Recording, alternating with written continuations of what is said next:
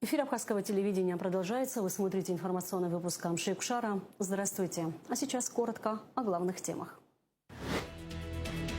Единственный в республике кризисный центр семейного типа стал государственным. Под крылом заботы окажутся 15 воспитанников.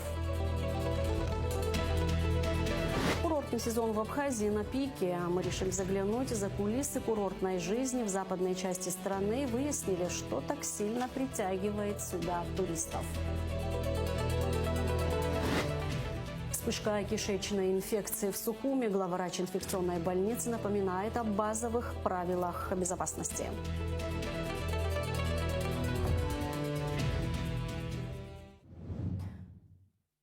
Республика Науру прекратила дипломатические отношения с Южной Осетией. Ранее аналогичное решение было принято и в отношении Абхазии. В МИД Южной Осетии разрыв связи связали с внешним политическим давлением со стороны Грузии и Запада, а не двусторонними разногласиями. В ведомстве подчеркнул, что Цхинвал продолжит работу по расширению международных контактов, опираясь на стратегическое партнерство с Россией. Подозреваемый по делу об убийстве в Гудаутском районе заключен под стражу. Суд Гудаутского района удовлетворил ходатайство следствия об избрании меры пресечения в виде заключения под стражу в отношении жителя села Лыхны Дениса Гагуля, подозреваемого в умышленном убийстве, совершенном группой лиц по предварительному сговору, а также в незаконном ношении и перевозке огнестрельного оружия. Мера пресечения избрана сроком на 2 месяца до 28 сентября 2026 года включительно. Как сообщалось ранее, прокуратура Гудаутского района возбудила уголовное дело по факту убийства Эрика Крия 28 июля. По данным прокуратуры, Денис Гагуля частично признал вину, однако отрицает участие в преступлении других лиц. Природоохранная прокуратура Абхазии провела проверку после публикации в социальной сети Instagram видеозаписи о предполагаемом загрязнении Новоафонского пруда фекальными массами. В ходе выезда с участием представителей санитарно-экологической службы Даутского района установлено, что труба, выходящая к поверхности, относится к системе питьевого водоснабжения города Новый Афон. По информации МУП «Водоканал Нового Афона», она связана с накопительным бассейном возле монастыря и используется для подачи воды жителям улиц Эшба и Курортной. Сброс канализационных стоков через эту трубу исключен. Проверка показала, что выброс жидкости в пруд действительно произошел 24 июля. Однако, как установлено, это был аварийный сброс остатков питьевой воды из трубопровода после его перекрытия для проведения ремонтных работ. При этом специалисты санитарно-экологической службы отобрали пробы воды для исследований. Согласно результатам бактериологического анализа, вода в пруду не соответствует санитарным нормам по микробиологическим показателям. Кроме того, прокуратура установила, что в пруд поступают неочищенные канализационные стоки из городской системы с улиц Ладария, Чанба, Водопадная, Эшба, переулка Ладария и Курортная. По итогам проверки в администрацию Гудаутского района направлено представление об устранении выявленных нарушений.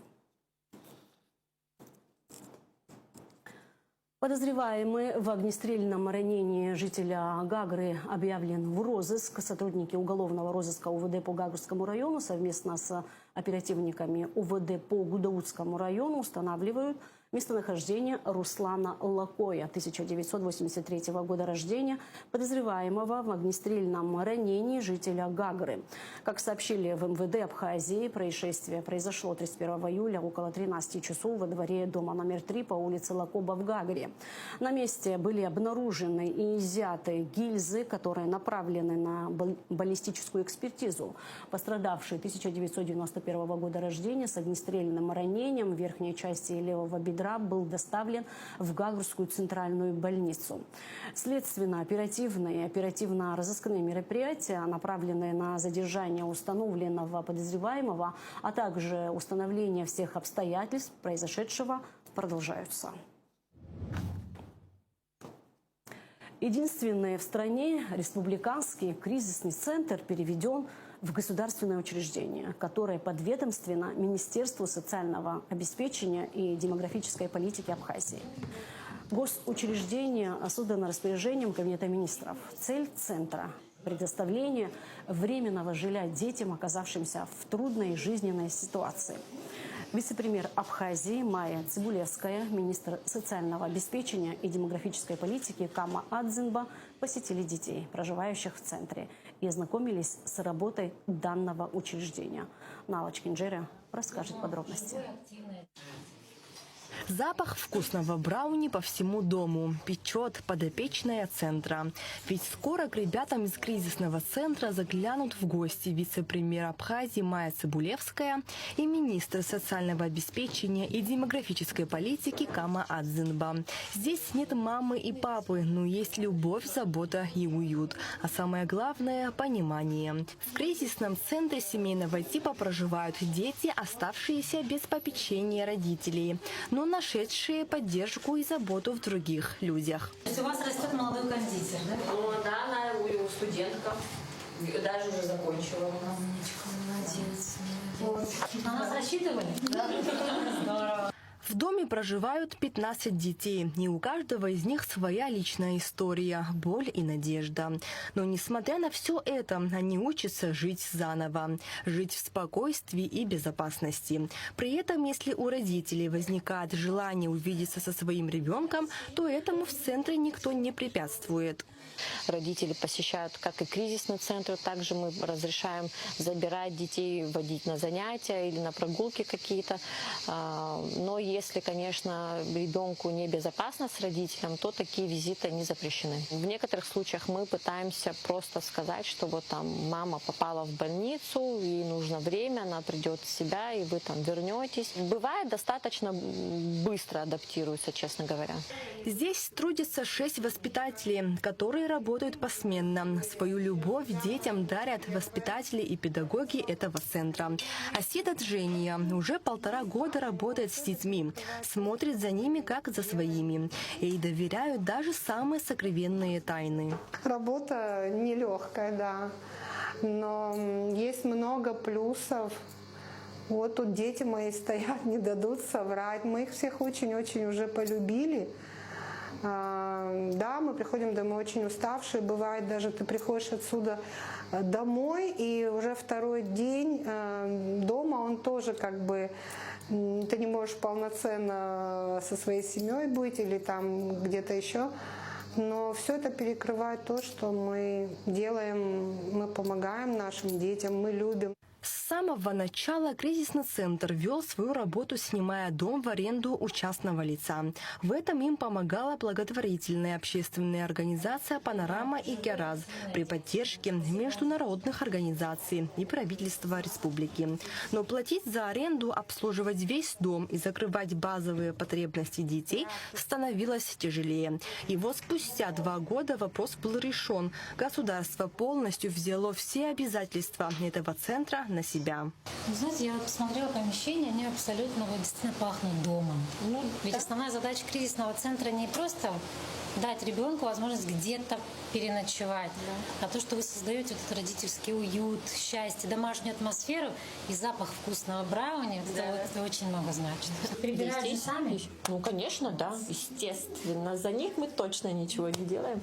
Они сами занимаются уборкой, они должны понимать, за порядком следят. Обыкновенную жизнь свою живут. Да, да. В центре ребенок может находиться не больше 6 месяцев. Здесь под свое крыло берут детей до подросткового возраста. Поговорить с детьми нам не удалось, так как не все хотят, чтобы их снимали.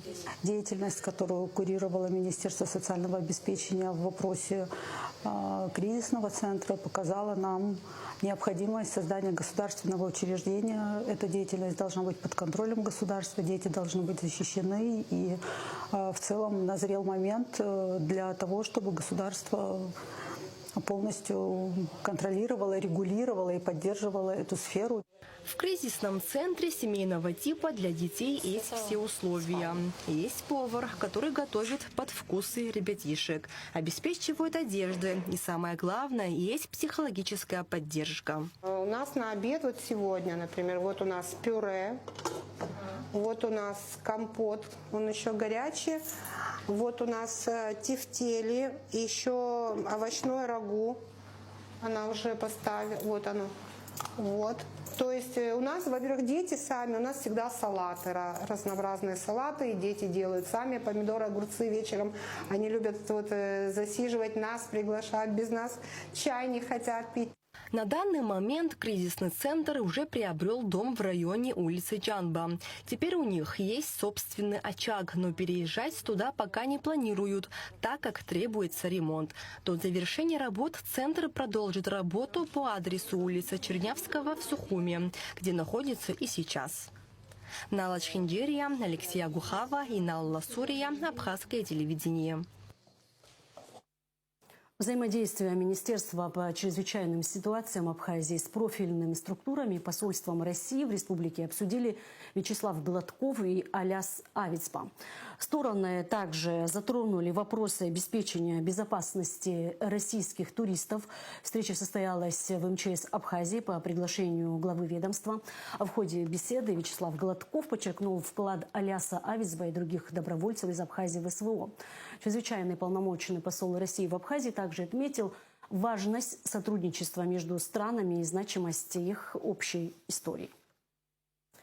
Чрезвычайный полномочный посол России Вячеслав Гладков по приглашению уполномоченного по правам человека в республике Анас Кишмария посетил аппарат уполномоченного. Омбудсмен Абхазии ознакомила посла России с работой аппарата уполномоченного, обозначила приоритетные направления деятельности, основные задачи и перспективы.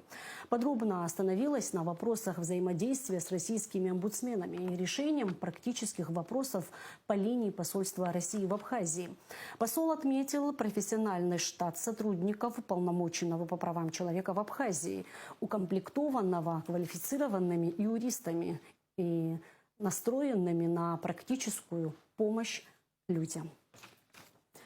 Глава МЧС Аляс Авицба проинспектировал подразделения в Гудаутском и Гагарском районах. В ходе поездки министр ознакомился с условиями несения службы, состоянием материально-технической базы и работой пожарно-спасательных частей. Как сообщили в пресс-службе МЧС Абхазии, в ходе инспекции были выявлены проблемы, требующие оперативного решения.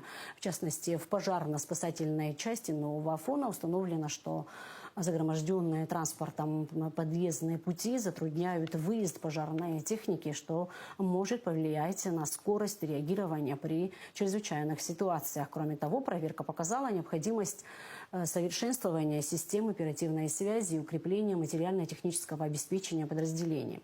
По данным ведомства, министр также встретился с личным составом пожарно-спасательной части Гагры и поблагодарил администрацию города за поддержку подразделения.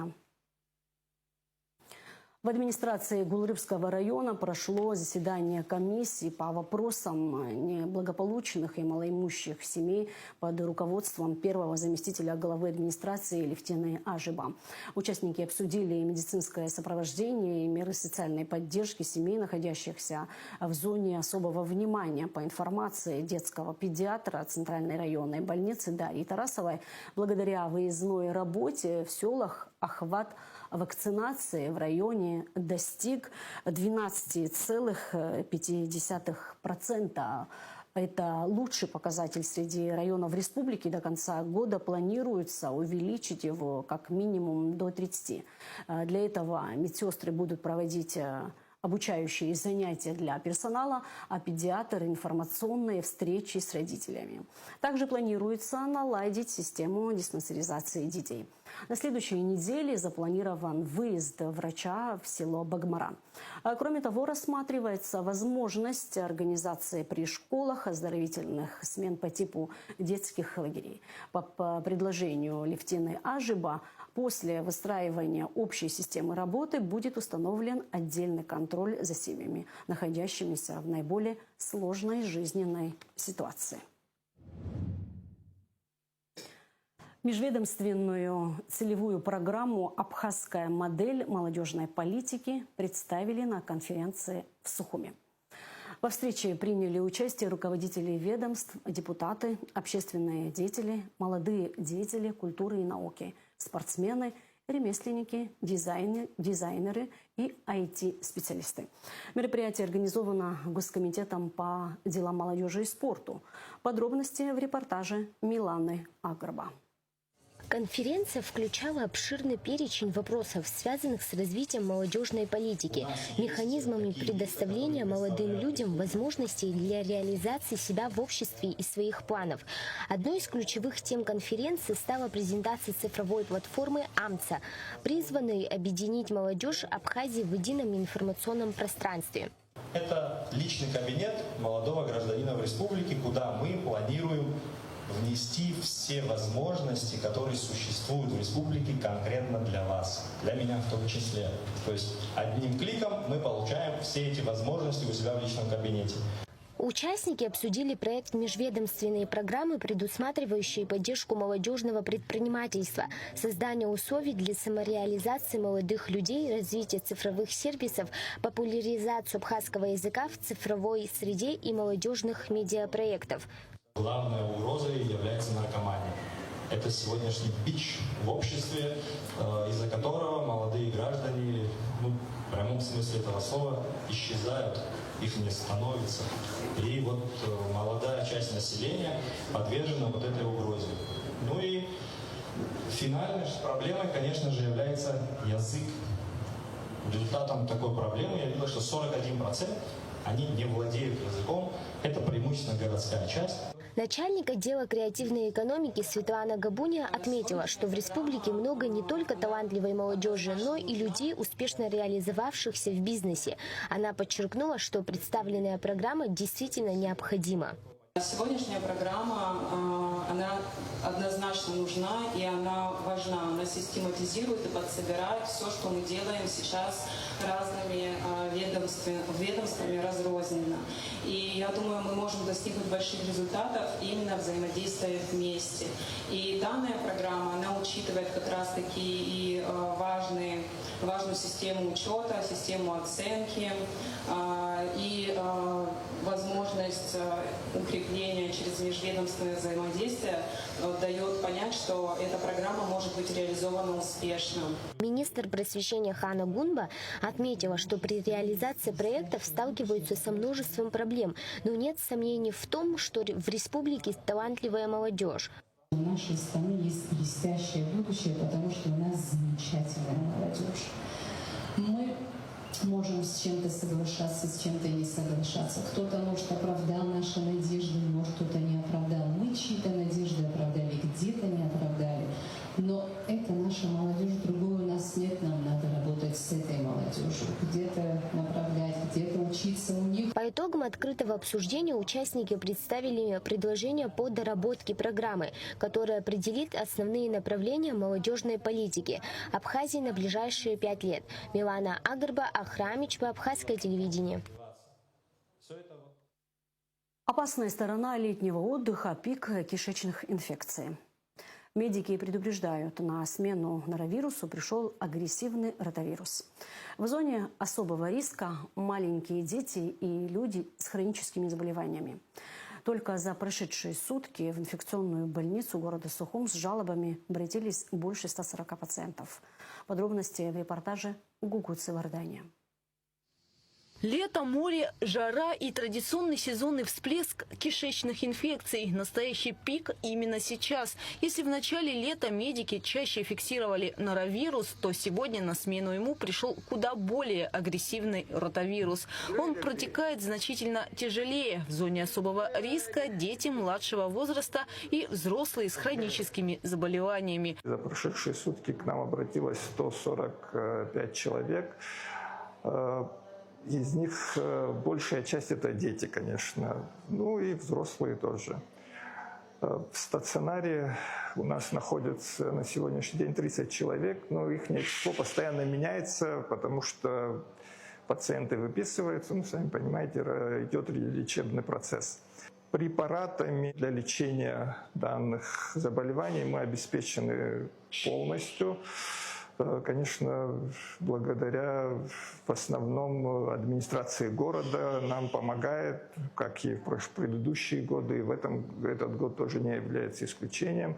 Мы обеспечиваем препаратами стационарных наших пациентов. Хотел бы отметить, и Министерство здравоохранения тоже ежегодно, также и в этом году, тоже оказывает нам помощь с медикаментами. Пациентов много, но врачи справляются. Впервые за весь постковидный период больница полностью закрывает потребность в кадрах своими силами, без привлеченных бригад со стороны. Прошлые и позапрошлые года к нам приезжали доктора из Российской Федерации на помощь. Но в этом году мы уже кадрами укомплектованы полностью. Наши соотечественники, наши молодые специалисты, которые закончили ординатуру, обучение, приехали и встали в строй. Врачи подчеркивают, капельницы – это крайняя мера. Не попасть на больничную койку в разгар лета помогут простые, но жизненно важные правила. Гигиена рук, особенно после купания в море, обработка продуктов, безопасная вода, а также правильное хранение еды. Кишечная инфекция коварна, но предсказуема. Соблюдение базовой гигиены – это не просто формальность, а ваш главный билет в здоровый и безопасный летний отдых. Гугу Цавардания, Раму Камкия, Абхазское телевидение. Туристический сезон в западной части Абхазии в самом разгаре. Насколько заполнены отели? Какие экскурсии пользуются наибольшей популярностью? Что притягивает путешественников в страну души и откуда они приезжают? Об этом в материале Лауры Капш.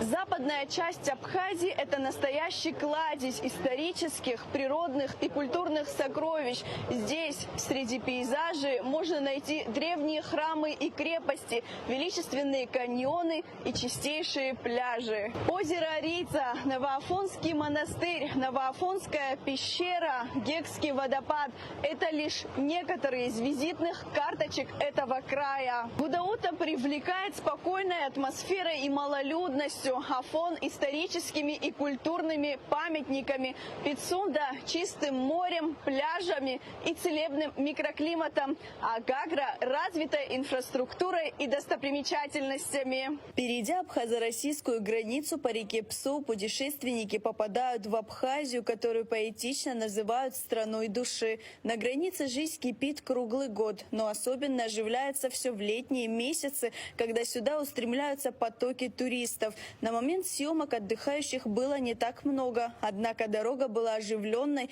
из-за отъезжающих машин. И все же мы смогли пообщаться с гостями, которые приехали в нашу страну, чтобы отдохнуть. В основном их интерес к Абхазии был вызван рассказами знакомых и друзей. Откуда вы приехали, на чем вы приехали, с кем вы приехали? Мы ехали на поезде, вот, и доехали быстро, хорошо. Погода замечательная. Мы с семьей, у нас папа, мама, 3 детей. Вот у нас Гриша первый раз. Девчонки уже были, мы часто ходим в горы. Пойдем тоже на Аватхару. И покупаемся еще в Пицунде. Вот. Как вы узнали про Абхазию? Знаете, наверное, лет 12 еще назад мы здесь на велосипедах катались. Вот, приехали с велосипедами, катались. Даже не знаю, вот как-то доехали до Сочи, узнали про Абхазию, поехали кататься, потому что там красивее. Куда едете именно? В Абхазию, Пицунда, лучшее место. Это Пицунда, море. Вы первый раз в Абхазии? Нет. Откуда приехали? Москва. На сколько дней, с кем приехали? С семьей. Надеюсь, подольше. Из Курска приехали с семьей, как бы сын, жена, как бы я. Очень нравится нам, чисто, море хорошее, природа, сами понимаете, сами знаете, что рассказывать. Получается, вы не первый раз приезжаете? Нет, мы каждый год приезжаем. А первый раз, как вы узнали про Абхазию? Знакомые, бабушки, мамы ездили. Географию Абхазии знаем. Что больше всего вам нравится здесь, в Абхазии? Природа. Природа, горы, красота. Местное абхазское гостеприимство. Мы с Нижневартовска, из России. Приехали с сыном и вот с друзьями отдыхать. Узнали, наслышаны. Многие друзья отдыхают здесь, в Абхазии. А именно куда вы едете? Сейчас едем в Сухум. А какие места планируете посетить? Что-то узнавали уже? Озеро ваше популярное, водопады. Далее наш путь лежал в настоящую жемчужину Абхазии – Гагру. Здесь разнообразный выбор жилья для туристов. Мы посетили отель «Изумруд», расположенный в курортной части Новой Гагры. Его озелененная территория, прогулочные дорожки и места для отдыха создают атмосферу уюта и спокойствия. Бассейн, тренажерный зал, спа, сауна, хамам, ресторан и шведский стол, а также детская зона делают пребывание в отеле особенно комфортным и приятным. Все включено для того, чтобы отдых был по-настоящему беззаботным. У нас здесь детская зона. Эту зону посещают также и взрослые, родители, отцы, матеря и просто девушки. Мы здесь проводим различные мероприятия. Это художественные какие-то изображения. От себя, потому что не всегда хочется покупать какие-то сувениры в магазине. Хочется что-то отсюда взять, сделано своими руками. Стараемся подойти к этому творчески. Все наши работы детские, они предоставлены на этой доске. А также мы проводим различные шоу-программы. У нас пенные вечеринки, у нас дискотеки. Очень большое внимание уделяем здоровому образу жизни, и поэтому наши аниматоры проводят акваэробику, различные мероприятия спортивные с детьми. Я думаю, что отдых для наших гостей здесь очень интересный и разнообразный.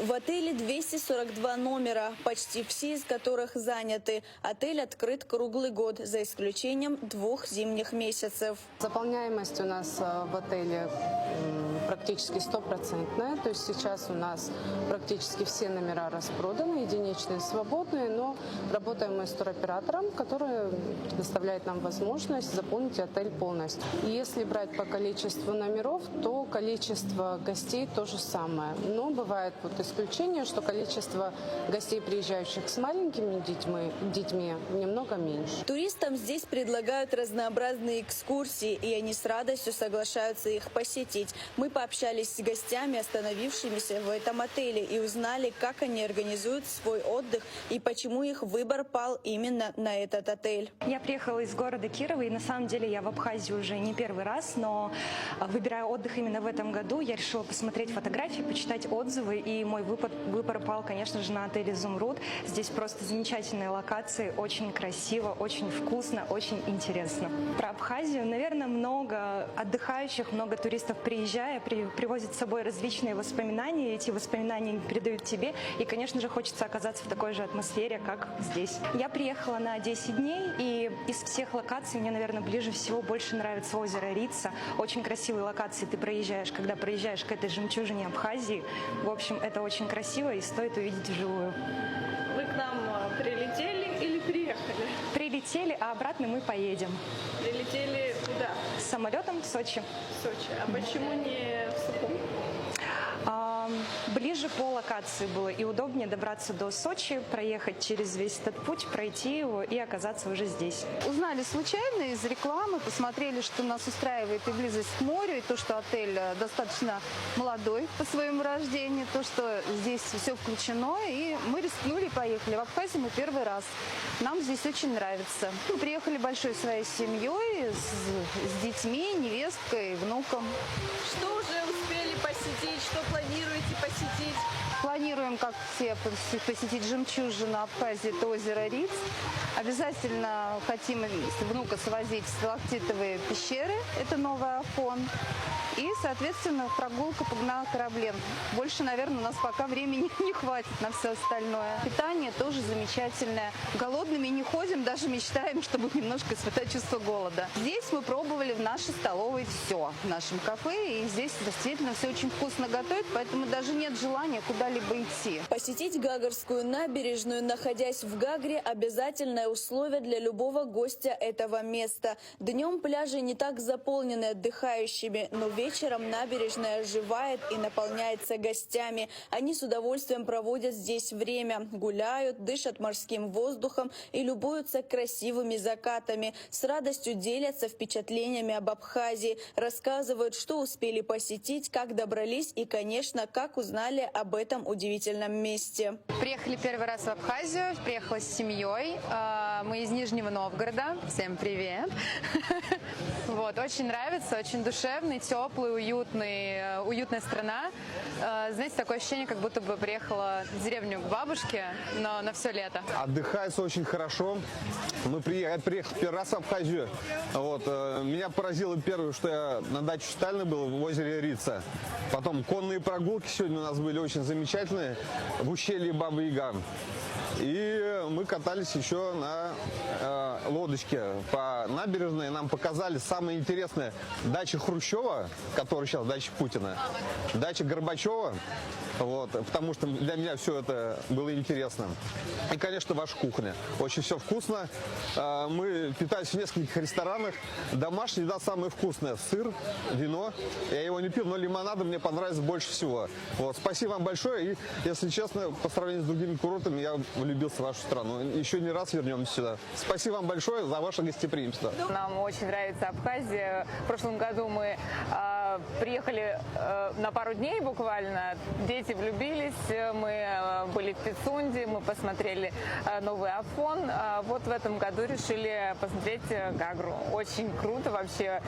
Впечатляет природа, растительность, архитектура. Боже мой, даже эти заброшенные здания, это же очень круто. Ну, не знаю, впечатляет, очень впечатляет. Хочется вернуться еще.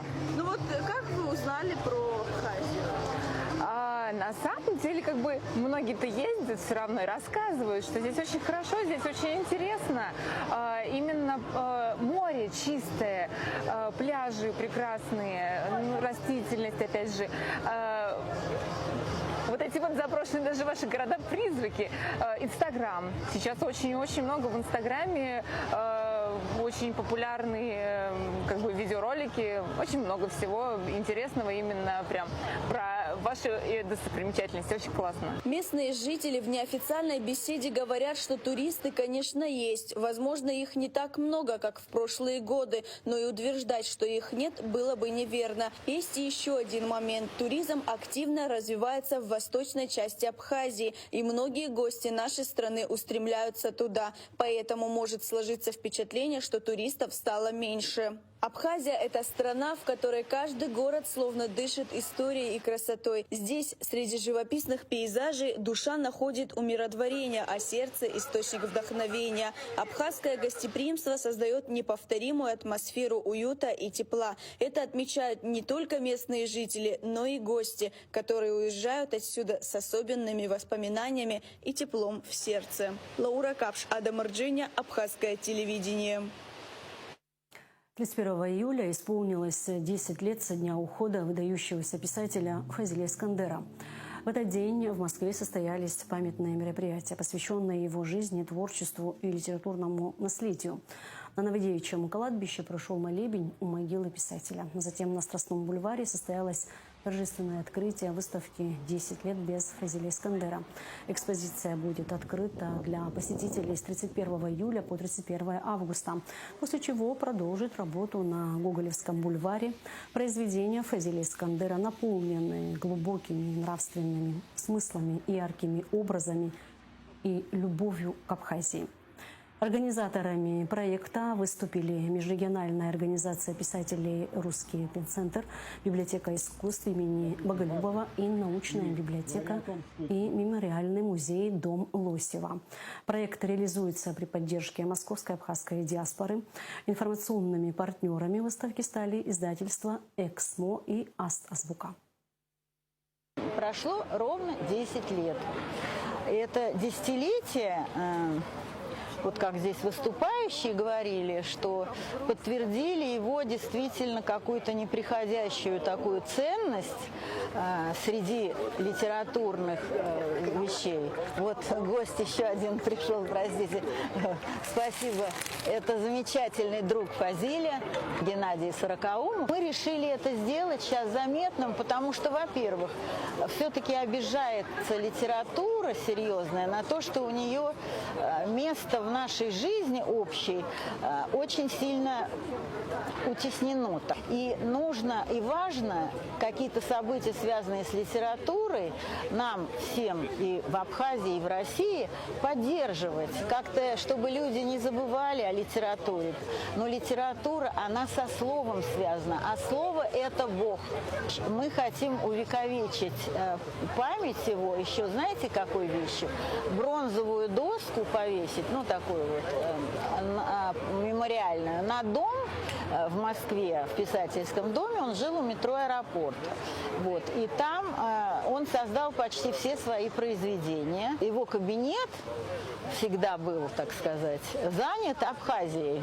Вот он жил и все создал там, но создал он в основном все-таки на абхазском материале, хотя по-русски абсолютно, на таком русском языке, который мало кому снится из коренных.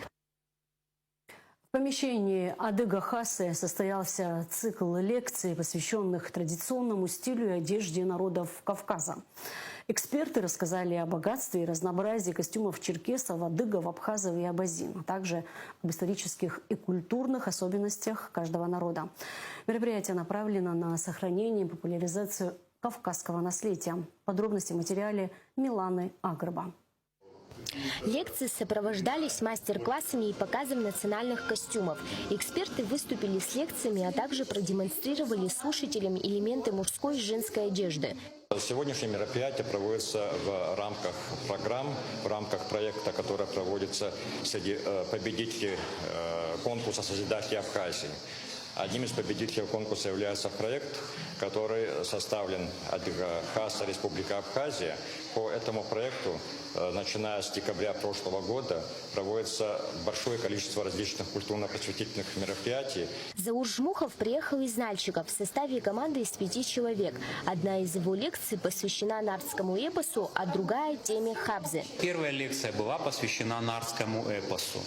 То есть я затрагивал элементы, насколько современны эти сюжеты, насколько современны эти характеры героев эпоса. Это была моя первая лекция. Сегодня я буду рассказывать о хабзе. Это сложное понятие, даже сейчас я не смогу его в 2 словах описать, но вот стереотипы, связанные с ним, насколько, опять же, оно современно, какие заблуждения бывают на этот счет, как я это вижу, как видят другие люди. Вот это будет предметом моей сегодняшней лекции. Лингвист Ильберт Бифов рассказал об особенности и разнообразии диалектов адыгского языка. Эксперт затронул историческое развитие языка и его влияние на культуру адыгов.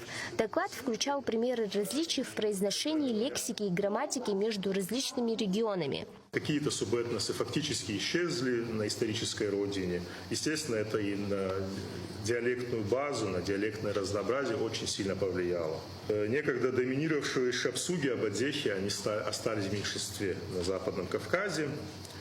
Поэтому мое описание будет носить ретроспективный характер. Придется описывать и историческое состояние расселения племен и диалектов, и современное состояние.